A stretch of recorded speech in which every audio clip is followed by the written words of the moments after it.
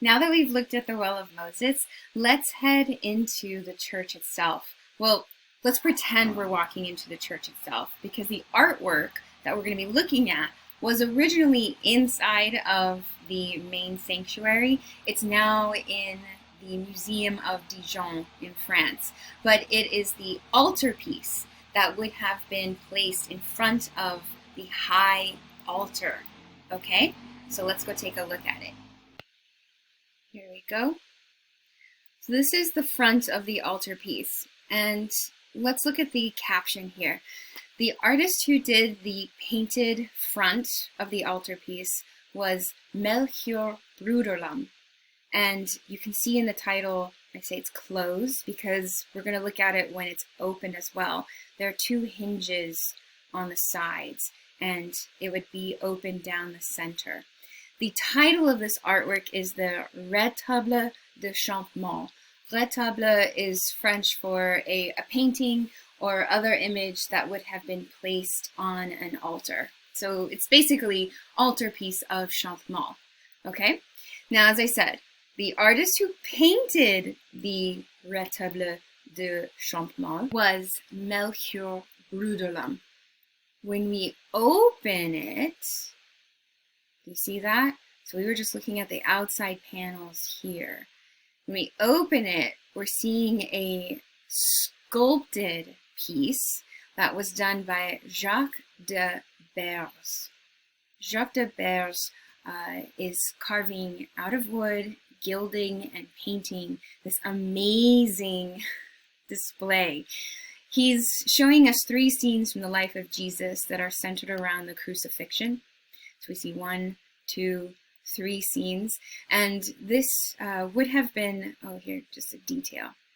I'm giving you a detail of Jacques de Beers' sculpture because we're not going to get into it too much, but I want you to appreciate the amazing craftsmanship of it. So here we are looking at the scene just to the left of the crucifixion, which is the gift of the Magi. So we see the three kings visiting the young Christ. And look at the amazing amount of detail on each of these figures, the fabric folds, and then look at the intensity of layers of sculpture that we see in the buildings that surround them. I say buildings because what Jacques de Beers has done, and I wish I had more details of it, is he's echoing the Gothic churches that dominate the European landscape. And all of these elements are meant to not only dazzle and be a spectacle, but help to establish the Christian church of the Gothic as part of the dialogue and the lineage of the Christian faith. So technically, yeah, we're looking at something here that's not very proto-Renaissance, but many historians would argue that the attention to overlap of details and a greater sense of body and naturalism would make this by Jacques de Beers to be proto-Renaissance. But you don't have to. Let's look at the paintings on the outside of the altarpiece. So if you're wondering, why is there two elements done by two different artists for this altarpiece? This is very typical. The idea is that you would open and close these to hide and reveal specific scenes from the life of Christ, depending on different saints' days and holidays, so that you have a visual illustration of your Christian faith. This type of altarpiece that could be open and closed is a diptych. It's technically 2 panels, so die is 2 and tick is panels or pieces. So diptych literally just means 2 panels, 2 pieces, and that is what we're describing in the Retable de Champmont. There are 2 panels that then hinge open to reveal the interior sculpture. So we all set? We understand what we're looking at here? 2 artists made the Retable de Champmont, the inside by Behrs and the outside by Brudelem. Okay. The outside paintings by Brudelem get a lot more attention than the sculptures by Behrs because in it we can argue to be more evidence of the Proto-Renaissance. Oh, here, just one more to help you understand how they would open and close. So those are the hinges, and here we are looking at the interior, and then look at this. See that? So these panels are painted on the exterior, but when you open it up, imagine this in front of an altar, you'd get two different experiences of the high altar. Okay. So now, as I said, the exterior painted by Brudelem gets a lot more attention because in it we can identify elements that easily connect it to the connected to the Renaissance, arguably making this Proto-Renaissance. First, I've highlighted the materials used to make this piece. It's wood panels, and Brudelem is one of the first to use the newly developed oil paint. Now you might be thinking, oil paint, Ms. Cortez, that's like been around for a long time. It was a new type of painting material during the late Gothic and early Renaissance period. Now we don't have like a specific person we can give credit to, but we start to see in Flanders artists experimenting with this material called oil paint, and we start to see it being applied to major artworks like what Brudelem does here in the Table de Champmont. Oil paint, your next vocabulary term, is really what it is. It's pigment mixed with oil, but not just any oil. It's going to be a very fine oil like walnut oil or linseed oil. And if you've ever, stomped onto like a greasy spot of oil on the parking lot, it's sticky and it takes a long time to dry, but that also means that it has this ability to be mixed and layered, and that kind of effect creates these color modulations that make the scenes extremely vivid. And that's what we're starting to appreciate here in the oil paintings of Brudelem.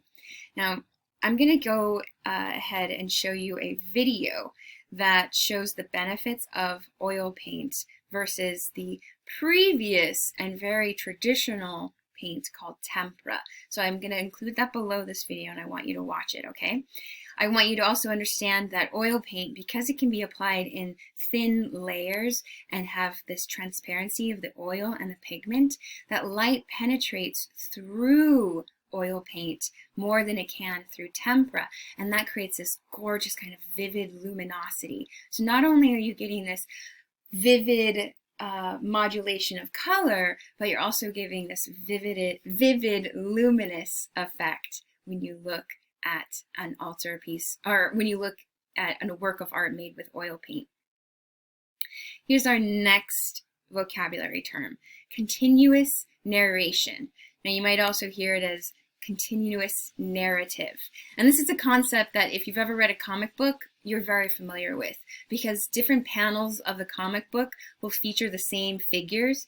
It's not that they're existing in the same space all at the same time. Instead, you're seeing the narrative continue on a single surface. And that's what we're looking at here. So the definition, continuous narration, the depiction of the same figure more than once in the same space at different stages of a story, like a comic. In Brudelem's paintings, we see the figure of the Virgin Mary once, twice, 3, 4 times. 4 times in this single image, or I should say this single surface, the exterior of the altarpiece.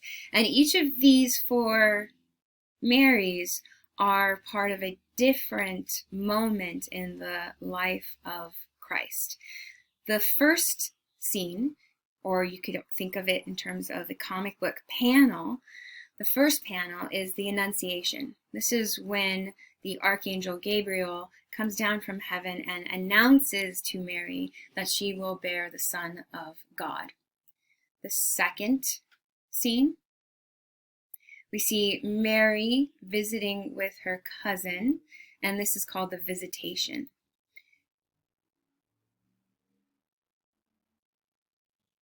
In the third scene, what we have is the presentation in the temple, in which after Jesus was born, he was brought to the Jewish temple 40 days after his birth. This was a very traditional ritual in the Jewish faith.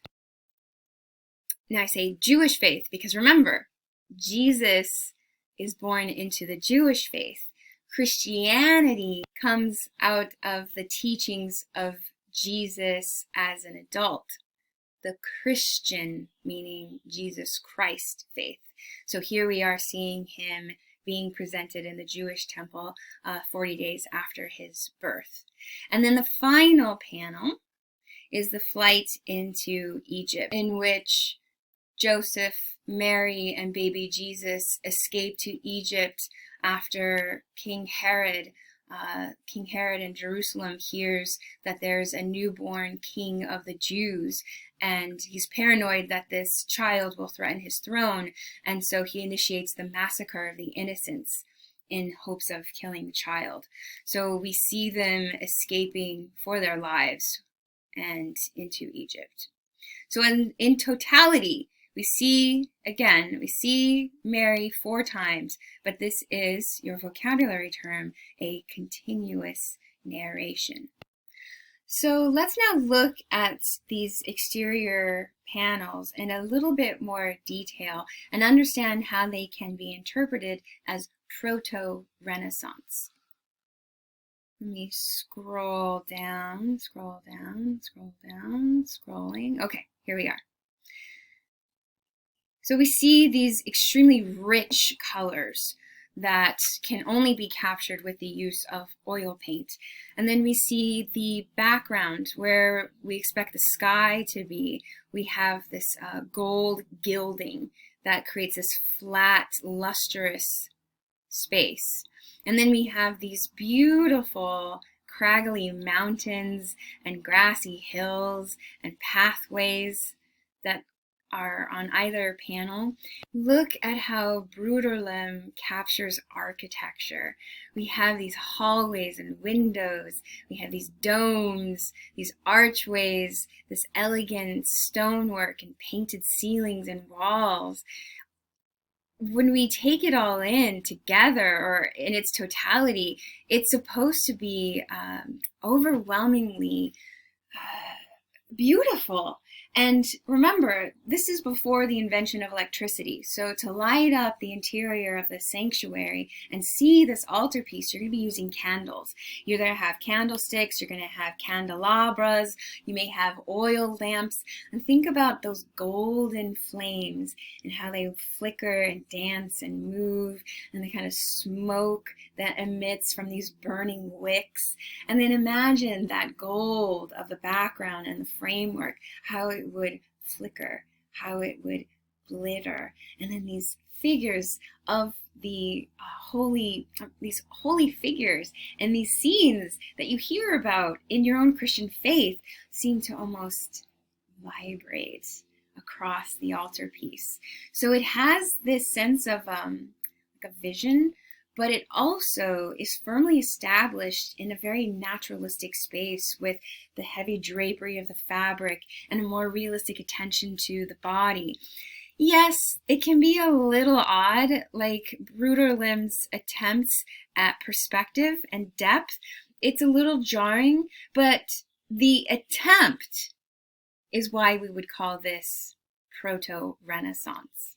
The stylization of the figures, though, the heavy stylization of the landscape, that gold background, which really kind of flattens out the space, that is not very Renaissance-y. Instead, that is a term that historians use. There is a term that historians use to define this kind of stylized yet semi-naturalistic approach.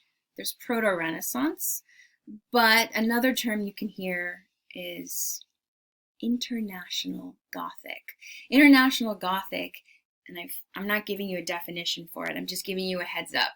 International Gothic is this kind of extremely stylized, elegant, but also finely detailed, and has these attempts at more natural or realistic forms than we see in previous early or later Gothic periods. So International Gothic is another term to describe what Bruderlem is doing in this altarpiece. But for the sake of our class, let's see these as coming towards the Renaissance ideals of perspective and light and shadow and natural forms and natural landscapes. Here in this detail, I love the details of this architecture, because just like what we saw in the sculpture work of bears inside the altarpiece, Bruderlem is giving us Gothic here.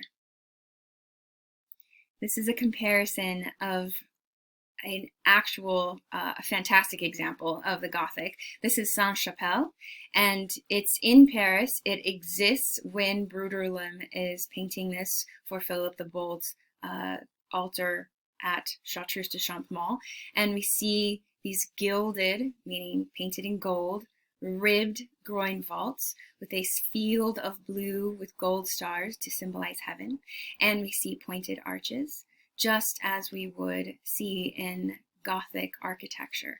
Now, I know in this class we have not talked about the Gothic and Gothic architecture, so I just need you to take my word for it that these two elements, ribbed groin vaults and pointed arches, are characteristic of the Gothic, and Bruderlem is using them here in this ancient Jewish temple to help again tie or connect the sacred moment with their contemporary or their current world, their current understanding of their own Christian faith. So let's just appreciate these details. Let me go back up. I'm sorry if this is making you dizzy. Here we are.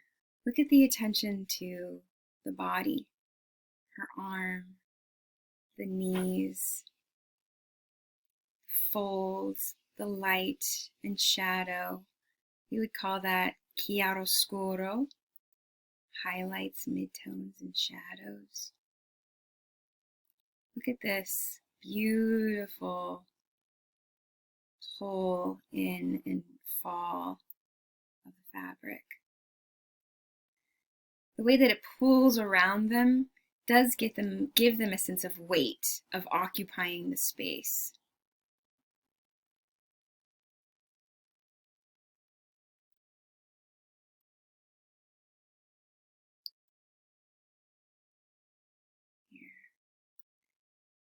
Even though the architecture is not convincing in terms of its perspective, the amount of detail is supposed to help ground you in this space.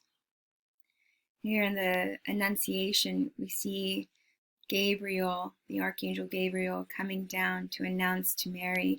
Here she is reading her prayer book to emphasize her piety, and she raises her hand in a gesture of humility. And then we see above her the light rays of the Holy Spirit that come from the mouth of God above. And he's surrounded by cherubim and seraphim. All of these are figures that are described in the Christian Bible. And here we see them playing across this altarpiece. Extremely vivid and very much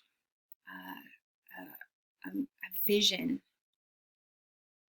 of their faith.